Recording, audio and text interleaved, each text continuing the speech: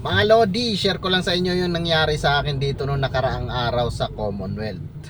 Kaya ginawaan ko ngayon ng video mga Lodi. Pupunta kasi ako noon ng UP Techno Hub. So meron kasi ditong unang U-turn. Kaya lang yung U-turn kasi dito mga Lodi, ito po yung tinutukoy ko. Alanganin kasi siya masyado. Pa-slanting pa kanan kasi ang tirada dyan mga Lodi kung papasok ka ng Techno Hub. Kaya ang nasa isip ko, doon na lang ako mag-U-turn sa pangalawang U-turn. Kasi ang nasa isip ko talaga, malapit lang dito yung isang U-turn. Yung pala mga Lodi, yung isip ko mali pala.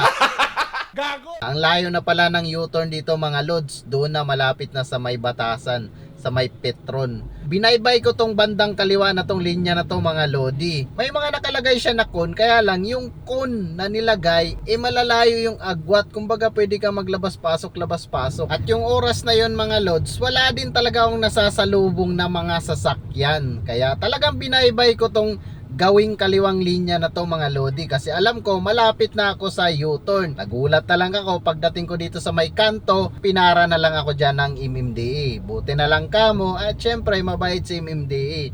Napagbigyan tayo, napakiusapan natin. Yung oras na yun mga Lodi ay around 9:45 ng umaga. So yun lang mga Lodi, sana nakatulong sa inyo tong ginawa kong video, lalong lalo na dyan sa mga baguhan. Drive safe mga Lodi!